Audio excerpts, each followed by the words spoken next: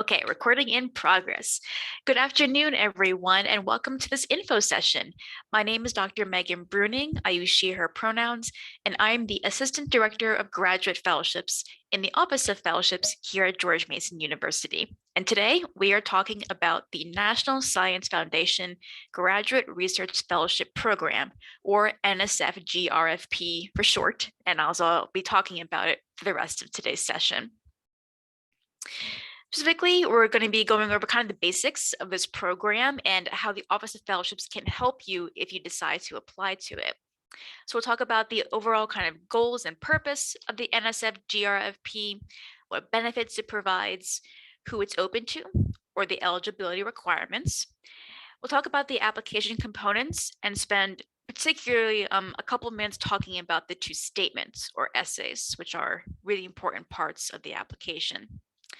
We will review the selection criteria, so how the NSF picks their fellows, and then talk about the application timeline, what kind of time you can expect to work on this application with us.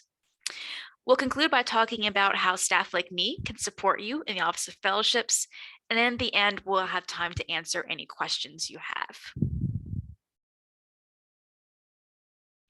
So, what is the NSF GRFP? Well, I've got this quote here on the screen that kind of summarizes their purpose, right? Which is to support outstanding graduate students who are pursuing a research-based degree in fields that align with their NSF mission. It's worth noting that NSF has a pretty broad definition of STEM, so they include a lot of fields in that kind of purpose. Another kind of way of phrasing their purpose, though, is the goal of this program is to provide students with funding so that they can focus on their research and complete their graduate degrees in a timely manner. So students don't need to worry about taking on multiple jobs to try and pay for school. They have a reliable funding source that they can use. I also wanted to note that one of the major goals of the National Science Foundation is to diversify the kind of field of STEM researchers, scholars, and teachers in America. So they encourage applications from people who represent underrepresented groups in STEM. That includes women, BIPOC students, people with disabilities, and veterans.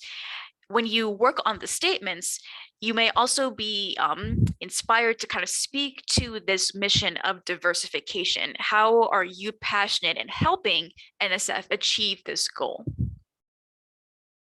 So that is the goal of this program, right? To provide students with funding to complete their STEM degrees. What exactly is included in that funding? Well, first is the 5-year fellowship period with 3 years of financial support. I'll explain how that works in 1 second. The annual stipend that fellows receive is $34,000, and your institution, so what school you go to for your grad program, receives $12,000 to pay for your education. In other words, that $12,000 usually goes to cover your tuition or the cost of your classes. You do not have to work for the National Science Foundation after receiving this award. And another potential benefit is that if a fellow has to go on medical leave for like any kind of emergency, there can be supplemental funding available. Now, that first bullet point is kind of the most confusing, so let me break that down. Like I said, the NSF provides students with 5 years in the fellowship program, and 3 of those 5 years, students can receive financial support. Every year, when they're attending a graduate program, NSF GRFP fellows need to tell the NSF if they are on tenure, meaning they want to receive that stipend and that tuition money, or if they want to be on reserve, meaning they do not want to receive the stipend or the tuition money. Now, you may be asking, why would someone ever want to be on reserve? Well, that's because there may be other opportunities that arise that you want to take advantage of. Fellows, when they receive the award, work really closely with their program advisors to decide when they want to be on tenure and when they want to be on reserve. So for example, let's say a student is just starting a PhD program. For the first year of their PhD program, they are on tenure, meaning they get money from the NSF GRFP program for a stipend and tuition money. Maybe in the second year, they receive a teaching position, so they don't need that stipend or that tuition money. Maybe the next year they get a role as a research assistant. So again, they don't need that stipend and tuition. But in the last 2 years, when they're working on their dissertation, they want that money from the NSF to support them. So again, the 5-year fellowship period, you pick which 3 years you get the stipend and the cost of education allowance. That's something, again, that you work on really closely with your advisor, and if you're at Mason, with us here in the Office of Fellowships. Okay, this is probably the most text-heavy slide I have, so bear with me. This kind of summarizes the eligibility guidelines, or in other words, who can apply for the NSF GRFP. The first eligibility criterion is that applicants must be a US citizen, national, or permanent resident. Second big criterion is that the applicant needs to intend to enroll or be enrolled in a master's or doctoral degree program in an eligible field of study. If you're not sure if your field falls under that eligible field of study, just send us an email and we can look it up for you very quickly. If you are currently enrolled in a graduate program, you need to be what NSF calls an early career student. That means that you have not completed more than a year's worth of study. So students can apply when they are senior undergraduates, in the first year of their graduate degree, or in the first semester of their second year of the grad degree. If that's confusing, it's okay. You can always talk to us to confirm your eligibility. Couple more guidelines for eligibility. People cannot apply if they have previously accepted a GRFP, so you can't have it more than once. If you have been offered one before, you have to have declined it in the appropriate timeline. You have never previously applied to a GRFP while in a different degree program, and you have not earned a PhD in the field. The next big criterion is no master's or professional degrees in any field. If a student has one, that disqualifies them from applying for GRFP. So again, this is for people who are starting or just looking to their grad career. And lastly, applicants cannot be NSF employees. Alrighty, so now that you know about what the NSF GRFP is, its benefits, and what kind of you need to kind of check off to apply, let's talk about the application itself. The entire application for the NSF GRFP is online. So there is no paperwork for you to fill out and mail in. It's all completed through the NSF GRFP module or their website. When you create an application through their module, the first thing they'll ask you to do is fill out some personal information. That's your name, your address, your birth date, things like that. Then they'll ask you to fill in some text fields describing your education and work experience. As part of that description, they will ask you to upload transcripts from all the institutions you have attended and received credit from. For the online application, it's okay to use unofficial transcripts as long as those transcripts clearly have your name printed on the document. One of the most important parts of the online application is selecting your field of study. Like I mentioned, NSF has a very broad definition of STEM, so there are a lot of different fields that they support. It's really important that you pick the correct field in the online module, because that will determine who is reading your application. Although the person reading your application may not be an expert, it should be someone who is relatively familiar with your research. Picking in the correct field is something that the Office of Fellowships and your advisor can help you with. Next is the graduate study. If you are currently enrolled in a program, this is where you put info about your degree program. If you are an undergraduate student and applying for a grad program, that's where you talk about where you would like to go, what kind of degree program you want to enroll in.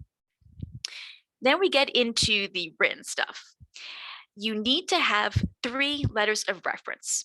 So these letters can be from people who have supervised you in a work setting or who have taught you in the classroom.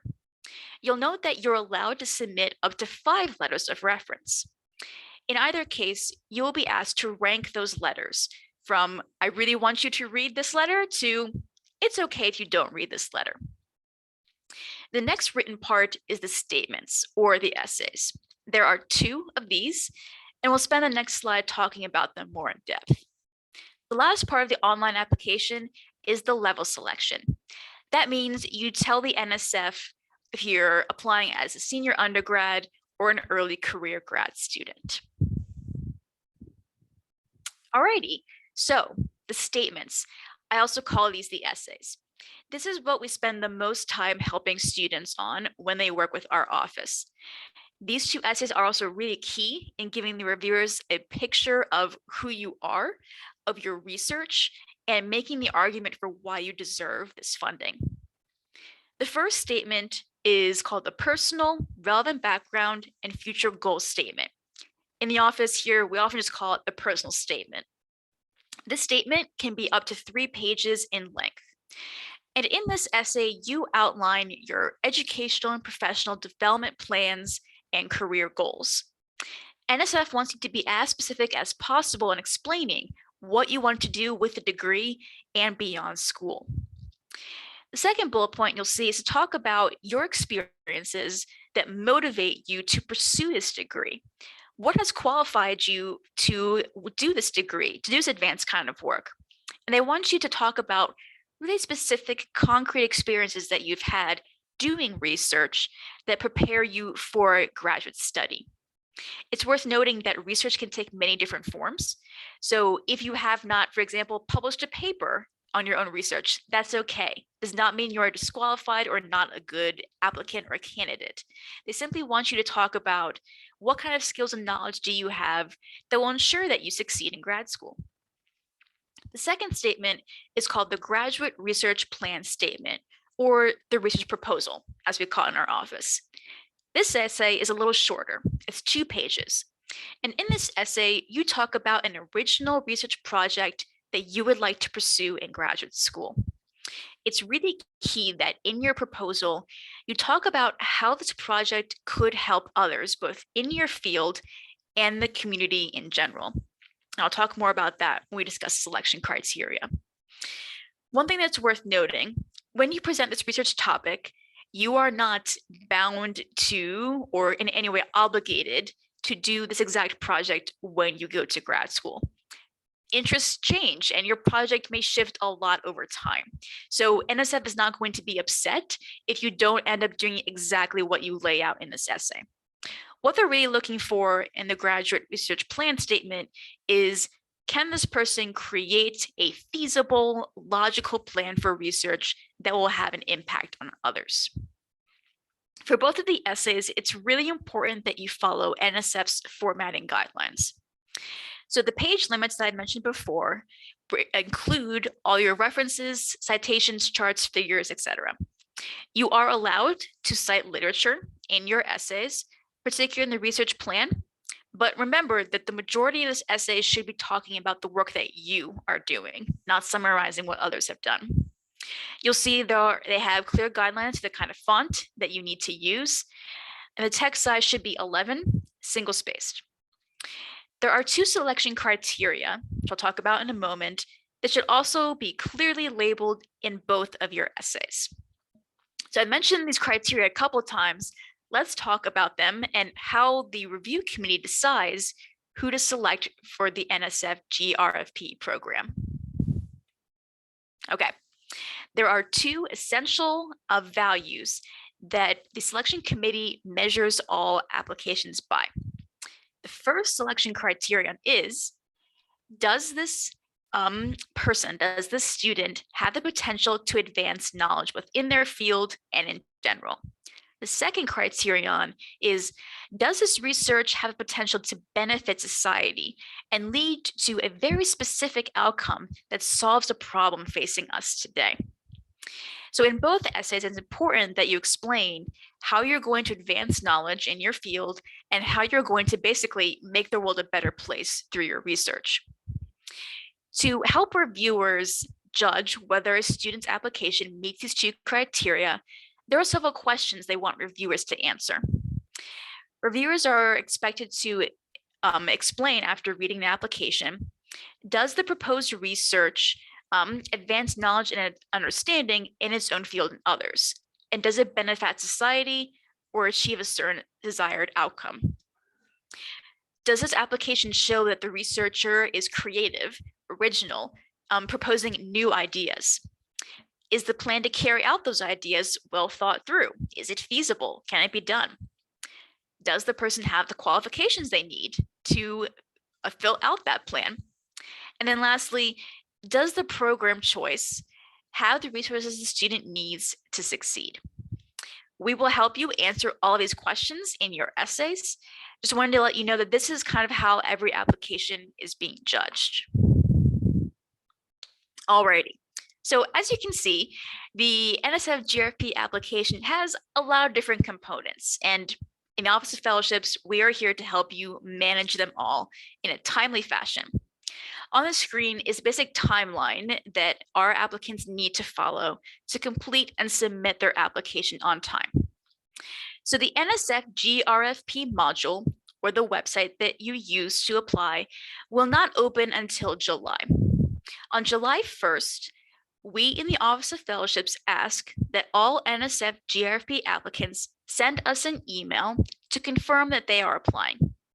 The reason that we want people to email us and confirm that they are applying is so we can plan out our time and make sure that we have enough time and resources and energy to support everybody in their applications. In the months of July and August, applicants will work one-on-one with an advisor and also with a personal statement specialist. These specialists are trained graduate students who know how to help students revise those two statements. We are also this summer launching a new cohort, so students will be working together to develop the skills they need to write a good application. We will also have virtual workshops to attend to specifically focus on strengthening your essays before the final review. The applications are due to NSF in October. The exact date that they are due depends on the kind of broad umbrella field that you are applying under.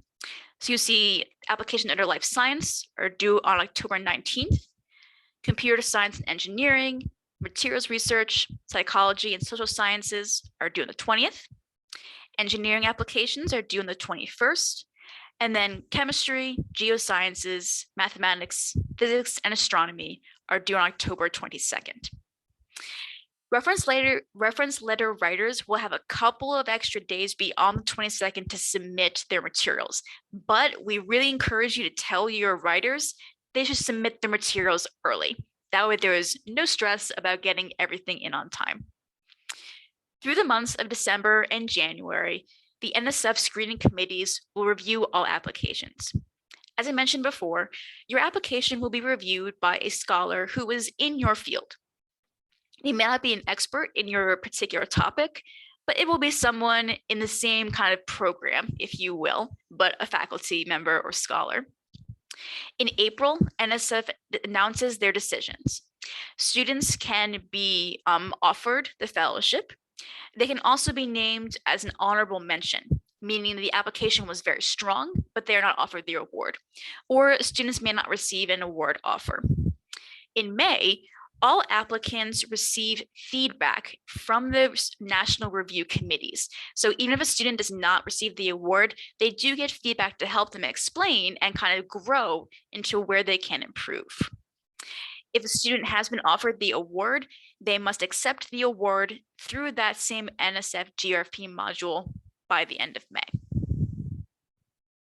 Okay, giving you a lot of information.